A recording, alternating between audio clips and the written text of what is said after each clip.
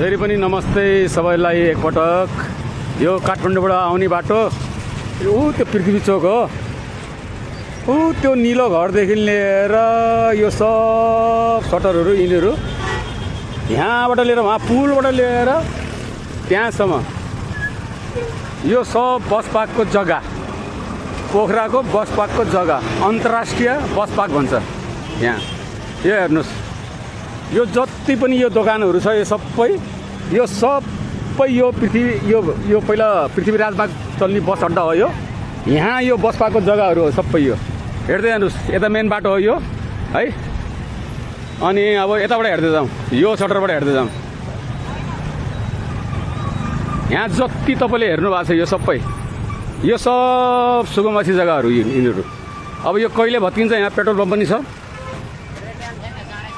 Hello नमस्ते हजुर। हजुर यहीँको हो? हजुर हजुर।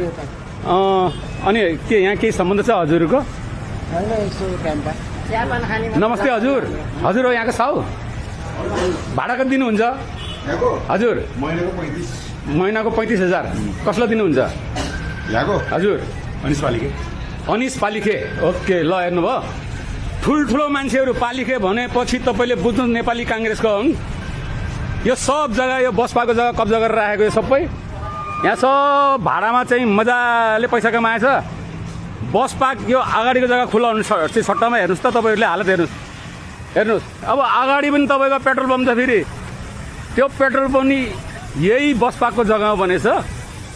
सबै आएछ, सुकुम्बासी हो कि हुकुमबासी हो, पालिखेहरू परिवारको छ यहाँ जग्गाहरू। यहाँ सबै आफ्नो नाममा नामसारी गरेर बसेको जग्गाहरू हेर्नुहोस्। बस पार्कको जग्गा हालत हेर्नुहोस्। पोखराको अन्तर्राष्ट्रिय बस पार्क रे है।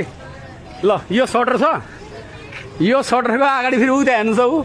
त्यहाँ पेट्रोल पम्पको लाइन। यिनीहरू यहाँ 35,000, 36,000, 50,000सम्म भाडा तिरेर बस्छन्। सबै पोखराको ठुलो धनीको मिचेर बसेको जग्गा हेर्नुहोस्। यो पनि हेर्नुहोस्, यो पेट्रोल पम्प पनि, यो पनि मिचेको जग्गा हेर्नुहोस्। यी बस पार्कको जग्गा हेर्नु त। यहाँ पेट्रोल पम्प, पञ्चरत्न आइल स्टोर रे, यसलाई पनि कारवाही गर्नुपर्छ। हेर्नुहोस्, यो सब भत्किनुपर्छ। यो सब अगाडिको सटरहरू हेर्नुहोस्। हेर्नुभयो बस पार्कको अगाडिको जग्गाहरू हेर्नुभयो सब। नमस्ते बहिनी, भाडा कति तिर्नुहुन्छ? 20,000। कसलाई तिर्नुहुन्छ? विजय पालिखे। सुन्नुभयो, पालिखे सबै नेपाली काङ्ग्रेसको। पहिला यो सबै खाली थियो बस पार्कको जग्गा। हेर्नु त, यसरी भाडा कोही 50,000, ऊ पालिखेले उता 50,000 रे, 45,000 रे, यसरी पनि हुन्छ। यिनीहरूले कमाएको पैसा सब उठाउनुपर्छ सरकार। हेर सोध्दै गयो भने यहाँ भाडा सब भाडामा बसेको यिनीहरू बिचरा। भरे आएर डोजर चल्यो भने यिनीहरूको चल्ने हो। पालिका परिवारले बनाएर राखेको यो। ल यस्तो नि हुन्छ। ल त्यो गल्लीबाट नि पसौँ है। मोडा घरडी बनाएर राखेछ तिनको। भोलि यहाँ पक्की हुन्छ, उता त सबै ओग्रिसके। ल त हेर्नुहोस् त, मोबाइल पसलहरू कति लगानी गरेर बिचरा खोलेछ हेर्नुहोस्। ल अब यहाँ आउँ। ल अर्को गल्ली यहाँ छ, ल यो पनि यो सबै बस पार्कको जग्गा हो। पहिला त्यहाँ ट्राफिक अफिस थियो, त्योभन्दा यता पछाडि एयरपोर्टसम्म, अनि उता सुकुम्बासी टोल, यो सबै जग्गा चाहिँ बस पार्कको जग्गा हो। अब भित्र पसौँ। ल हेरौँ के को अन्तर्राष्ट्रिय बस पार्क बनाउँछ भन्छ। यो त भत्काउनु सकेको छैन। हेर्नु त, यो सबै लाखौँ रुपियाँ उठाएर खाएछ यहाँ। हेर्नुहोस् यो दोकानहरूमा यिनीहरूको त केही गल्ती छैन। भाडा तिरेर बसेको। यहाँ एउटा नि मालिक छैन। एउटा नि मालिक होइन। यिनीहरू सबै भाडा तिरेर बसेको बिचरा। यो सबै हेर्नु।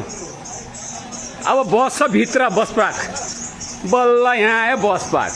ल हेर्नु त, तपाईँले डिस्टेन्स हेर्नु त कति मिचेछ। त्यहाँबाट लिएर यहाँसम्म हेर्नुहोस् त। यो सब मिचेर बनाएको यिनीहरू त भाडा बसेको सबै। तपाईँले भत्काउनु डोजर चलाउनु हुन्छ नि, यिनीहरूको गल्ती हो। यिनीहरूको गल्ती केही छैन। हेर्नु त, सब मिचेर खाएको उता पनि हेर्नु सबै। के को अन्तर्राष्ट्रिय बस पार्क रे मेयर साहब। हेर्नु त तपाईँको बस पार्क हेर्नु हालत हेर्नुहोस्। यहाँ पोखरेलीहरू एउटा पनि चढ्दैन यो बसबाट। पोखरेलीहरू त हरियो नम्बरमा हिँड्छ। पोखरेलीहरू त टुरिस्ट बस पार्कबाट हिँड्छ लेफ्ट साइडबाट। यहाँ त बिचरा भाइरबाट आउने मान्छेहरू त्योहरू यहाँ आएर बस्छ। अब यहाँ पनि सोधौँ न भाडा कसलाई तिरेछ। उता पालिखेले तिर्यो, यहाँ हेरौँ न। नमस्ते म्याडम, हजुरले भाडा कति तिर्नुहुन्छ? 20,000 कसलाई तिर्नुहुन्छ व्यक्तिलाई कसलाई व्यक्तिलाई व्यक्तिलाई पशुलाई त तिर्दैन नि म्याडम त्यस्तो नभन्नु न कुन व्यक्तिलाई पालिके हजुर हजुर कस्तो लाग्यो मैले भनेको चोरहरू ल हेर्नुभयो बसपाक भित्रबाट हेर्दैछु सुगम मासीहरू चाहिँ उता छ सुगम मासी हेर्दै गर्नुहोस् ल यहाँ स्नुकर पनि रहेछ यहाँ पनि सोधौँ भाइ नमस्ते कति भाडा दिनुहुन्छ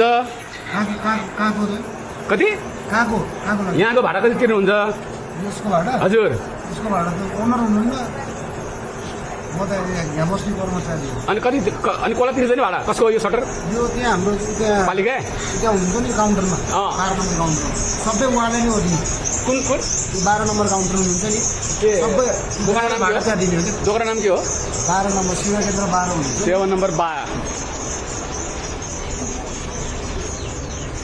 सेवा केन्द्र 12 कता हो सेवा केन्द्र भनेको सेवा केन्द्र भनेको यही हो 12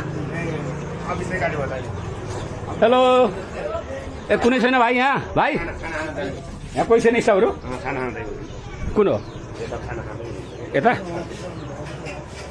खाना खाँदै हुनुहुन्छ सेवा केन्द्रको हजुर हो भाइ यो बसपाको सबै भाडा हजुरले उठाउनुहुन्छ यहाँ त सबैले त्यही भन्छ त यो सेवा केन्द्र उठाइदिन्छ भन्छ त त्यहाँको सबैले ए अनि तपाईँले कसलाई तिर्नुहुन्छ नि स्वाभिक्षा साउ त नाम त होला नि कसलाई पालिखेलाई कति तिर्नुहुन्छ